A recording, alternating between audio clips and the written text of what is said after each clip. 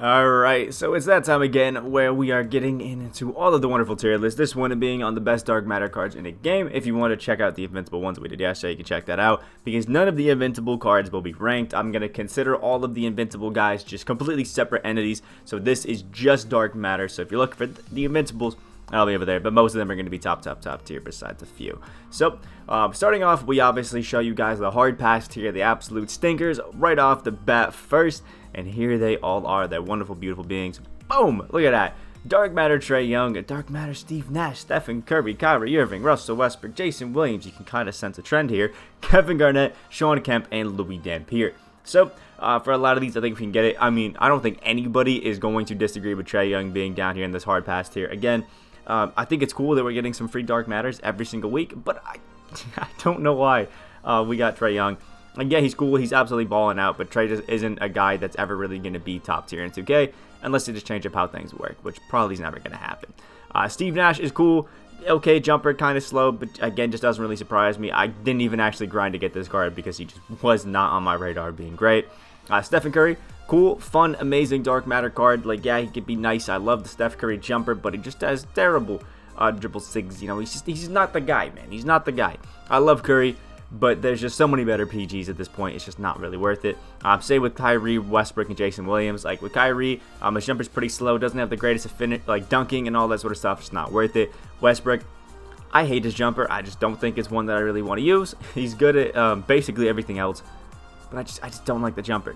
On the opposite end, Jason Williams, great jumper, jump shot 3. It's actually like a top 2 jumper on next gen, which is great, but just not a fan. Kevin Garnett still has that quick release timing. I'm just not really a fan. Shawn Kemp had potential to be a great power forward, but his just dribblings and just the way he moves, it's just not great. And Louis Dampier is basically another version of Tony Parker, and I don't really know why any of you guys would get excited about that or waste any cards to lock in for him. Now we can start off our still decent tier where we're popping in with Dark Matter Vince Carter. A card that, you know, I never really was very high on even from the time that we got him. It's just not, I don't know, it's not really a card that I want, and I literally never see anybody using this Vince Carter anymore. It's just not, I think, what anybody's really doing. Yeah, he's a good slasher, he can shoot pretty well, got a good green window on the jumper, you can cover, you can do all that sort of stuff. But everybody kind of can as well, and I don't know. Vince Carter just never really impressed me, and I think his jumper's a little bit baited. Like, yeah, I know you can green it easy, but I think it's so easy to defend it that I'm just, not a fan. Next up is the wonderful, the beautiful Dark Matter, Sidney Moncrief. He's got the defense, but so does kind of everybody else.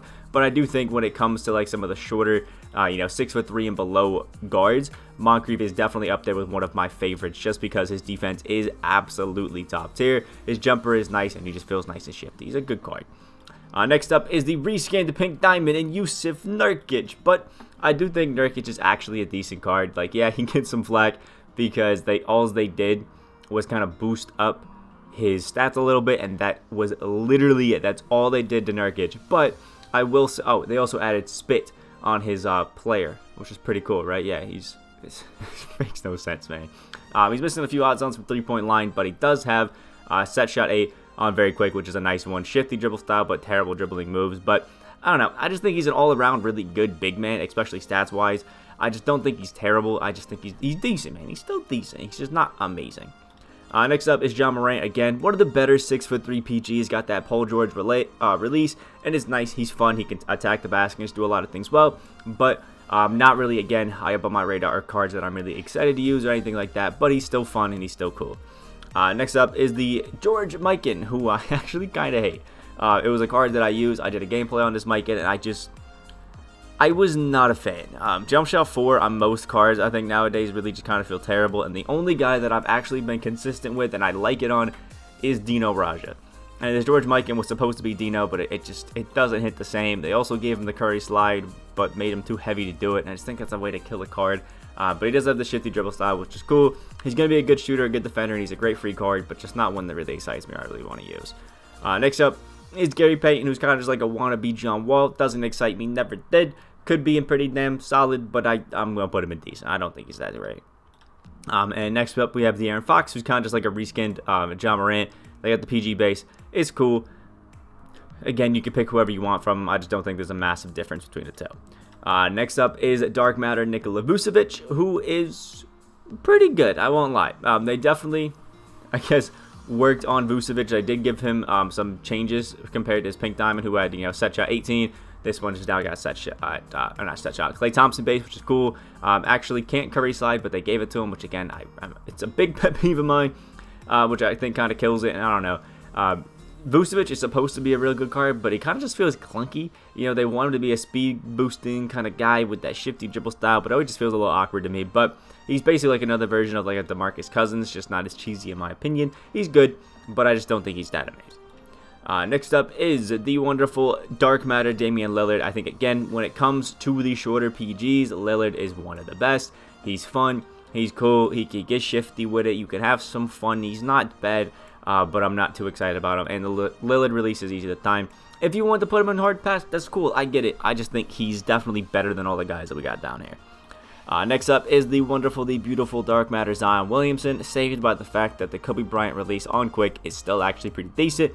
And his stats, badges, all that sort of stuff are nice. So I think you can still make it as a small forward, but at this point, just go with the Opal. They're basically the same, and I think the Opal actually has the very quick timing, so you could do that. And last but not least is Dark Matter Carmelo Anthony, who they kind of just killed by giving All Pro 1, which I just don't think are great animations. If they give him All Pro 3, you know what? It's pretty solid. I'd be hyped. But I do like the Carmelo Anthony release, and I still think he's pretty fun and cool to use. But, he's just not top tier, if we're being honest, man. He's good, but he's just not, amazing. Next up, we do have the pretty damn solid tier, who is starting off with Tommy Van Arsdale, my man. He's got that Dwayne Wade base, which is pretty nice. He could Curry, he just feels shifty. He feels cool. A really fun card. Basically, if you wanted to use Dwayne Wade without having Dwayne Wade or the ability to play point guard, you got Tommy. I've pulled 3 myself out of the vault. He's actually a pretty cool, pretty fun card. I think most people have him, which is nice. But pretty slept on guy, man. He's actually super fun. Next up is the wonderful Dark Matter Malik Beasley, one of the Season Rewind cards that I actually did try out at Dark Matter. And actually it's pretty fun, I'm not going to lie. Jump shot 13 on very quick, not a jumper that I use too often, but I was actually able to make it work and actually be pretty consistent with it, man. Also got that Curry slide, the Pro 3 behind the back. I did use him as like a triple threat PG when I was doing it, getting my 23-point shots, and he actually felt pretty nice and pretty cool. I wouldn't call him a top-tier shooting guard by any means, but he's definitely pretty damn solid. And same thing goes with Lonnie Walker, man. Lonnie Walker getting a Dark Matter card. Who would have thought it at the beginning of the season, huh? 6'5" with a 6'10" wingspan, which is nice. Give him 50 Hall of Fame badges, which is just beautiful. Jump shot 32 on very quick, so he's like DeAndre Hunter and Trevor Ariza. Curry slide Pro 3. I do think that he's actually worse than a DeAndre Hunter, if I'm being honest, but it's still a nice jumper, it's consistent, and he's a pretty good 3-and-D card, so still pretty damn solid.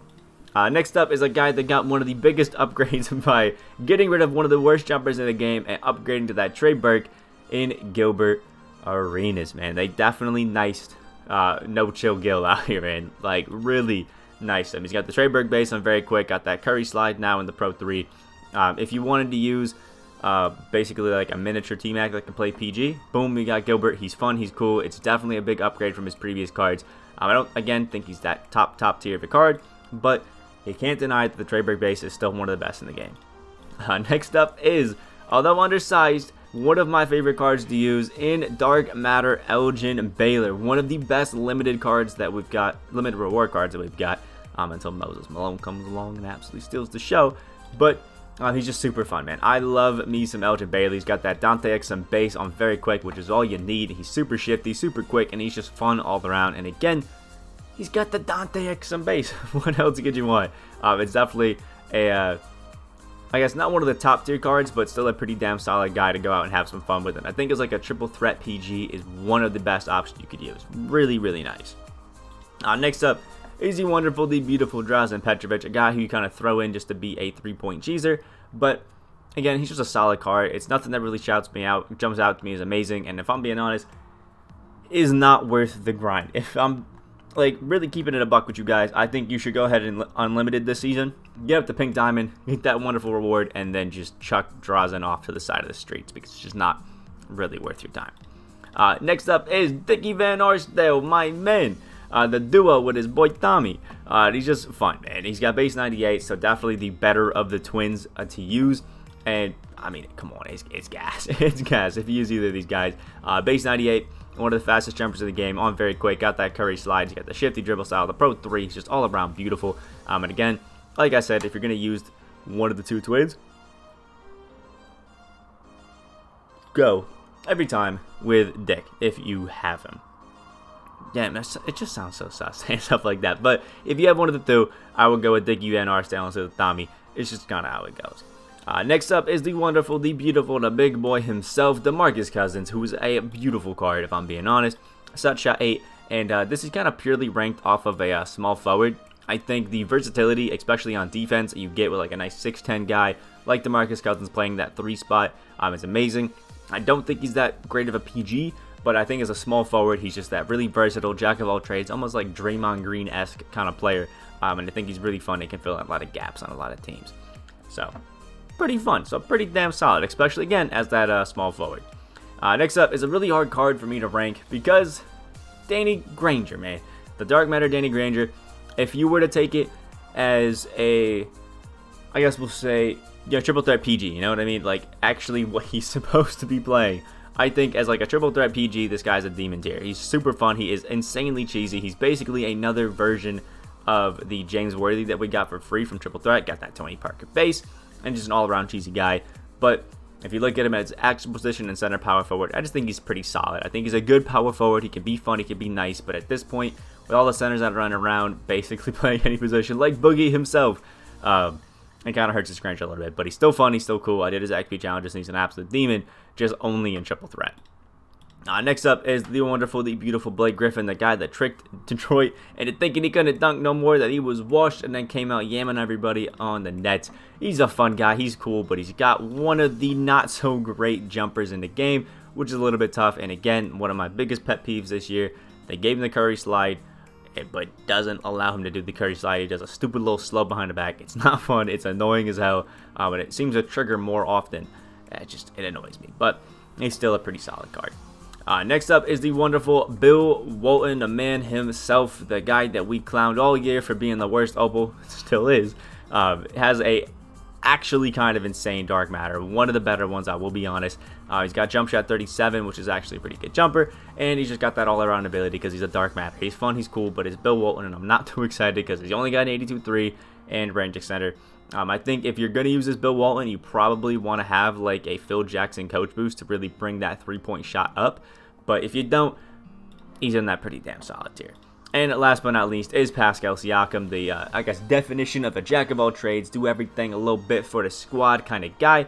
And he's fun, he's cool, he's got jump shot 75, which is, I guess, a really consistent, clean, easy to time jumper, which is real fun. And the defense on Pascal is great. Just all around, a good card, but he is very next-gen heavy because he does have Hall of Fame steady, so beware of that. If you don't like cards with steady, Pascal may not be your guy. Just saying that. Next up, we have the Baby Demon tier, which is starting off with one of my favorite cards in Dark Matter, Thurl Bailey. Oh my lord, they gave us a Thurl Bailey card, man. Jump shot 22 on a 6'11" guy that can curry, slide, get cheesy, play the defense. I mean, it does not get better than that. Thurl Bailey, every single time he gets a card is one of my favorites. He actually went to a buyout soon. Recently, and it's taken a lot out of me to not pick up Thurl Bailey, run him at that small forward, to be honest, because he's pretty disgusting, but he's still a great card, man. Could just imagine a 6'11" Jimmy Butler, and boom, you got Thurl Bailey.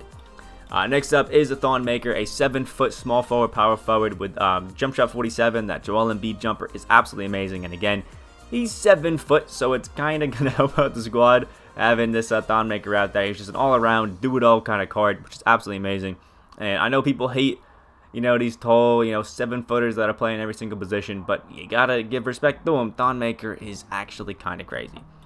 Next up is Shai Gilgeous-Alexander. I think one of the more overpriced cards because he got hyped up by HDB for a while, but it's kind of fallen down to earth.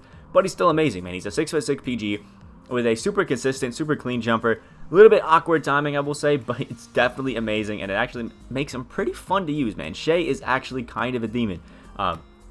There is that. So, not bad. And I would recommend it to everybody. I think for most people, you kind of get Luka, and you don't really need a point guard. So, Shai maybe not an option, but it's still cool maybe if you want to back up. Next up is the wonderful Dark Matter Lamar Odom, one of those out-of-position guys that I'm going to be honest, I think we're going to see an out-of-position Lamar like every year. We got one last year, we got one this year. It's just kind of what's going to happen, man. He's a 6'10", PG with a 6'11" wingspan, got that 230 weight, so he can carry slide, which is great. And I think he's a top option at the small forward and the power forward. Like, he does everything well. He's got the PG base, he's got the curry slide, he can shift it. He's just an all-around fun card. I don't know. Last year I was really like in love with Lamar Odom cards, but this year, I don't know, I haven't really been too in love with it, I guess. Next up is Dark Matter Karl-Anthony Towns, another card that I had the thrill of doing his XP challenges for, and this one is actually pretty nice, man. He's actually pretty solid. He's got a jumper that I'm not the biggest fan on. I know there's some people that swear by it, call it the best jumper in the game, and absolutely love it. But for me personally, it's just a good jumper, man. It's a little weird, it's a little awkward timing, but it's nice. And Cat does everything else well on the court that you would want out of your center. You know, he plays defense on the perimeter and inside. He finishes, he dunks, he does all that stuff, the nitty gritty, which is cool. I think he's fun. Baby Demon. I don't think he's quite top tier center, but I do think, you know, he's on that like next level of centers where, you know, you want a little bit of a cheaper budget guy. Boom, he's your man.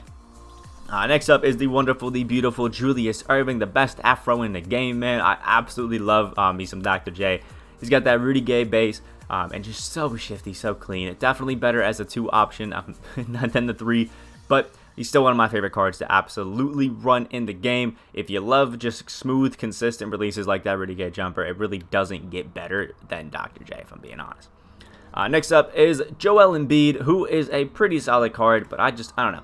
I'm not as excited about him as I think some people are. Like, Jump Shot 47 is cool. He's a good defender, nice 3-and-D guy. He's got a good post game, you know.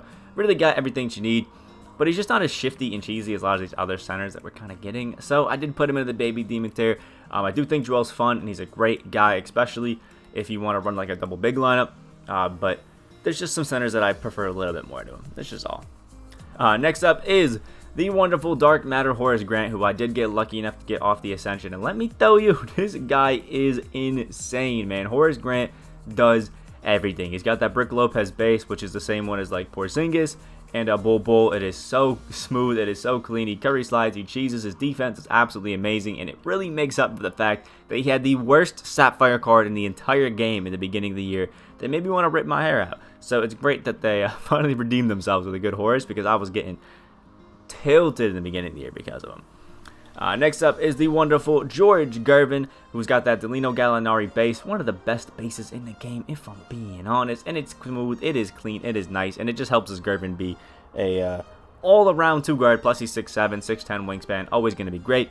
I just think a nice, fun, awesome card. It's just with a lot of these, I don't know, token rewards that are Dark Matters, I guess less excited about them because of how many tokens it takes to finally unlock one. So, yeah, maybe that's factoring it a little bit. Next up is the wonderful Dark Matter Bob McAdoo, a card that I think people aren't given the credit that it deserves, man. This Bob McAdoo is kind of disgusting, and if it weren't for the fact that I have, you know, Bill Russell, Christian Wood, and those kind of guys to play my power forward, I probably would be running this Bob McAdoo, man. He's got 53 Hall of Fame badges. Granted, it does have a low 3-point shot of only an 84 with like a coach boost and shoe that can kind of be fixed. Jump shot 5, I'm very quick. Same jumper as Dean Wade, and is amazing, man. He can curry slide. He literally dunks on everybody. His defense all around is gorgeous. He's lightning quick and has almost every badge you could want. Plus, he's got that even gold range. It's still going to be pretty nice. I absolutely love me some Bob McAdoo, and I think he's one of the more slept on cards in the game, if I'm being honest, because obviously he's a reward card. People aren't too excited, but man, pick him up, try him out, and you're really not going to regret it. He's pretty nice. Next up is Ben Wallace, who I kind of just consider a better version of Bill Walton. Just got more Hall of Fame badges, more meaningful badges, and a, I think, big stat boost as well. Overall, I just love this Ben Wallace thing. He's a great card, and he is super cheap. So I think that may be factoring in it a little bit. If you want to try out Bill Walton, but better and significantly cheaper, go pick up that Ben Wallace in the auction house. He's like 50, 70K, something around there. Not bad at all.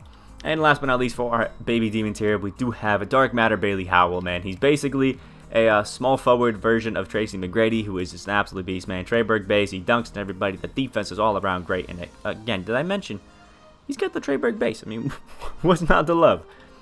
Starting off our demons tier, we have a lot of guys who I think you're going to expect. We have the wonderful Dark Matter Antoine Jameson, who's basically the closest thing you can get to invincible LeBron James without having to chop your arm off and sell it to get the money to go get that invincible LeBron, which is great.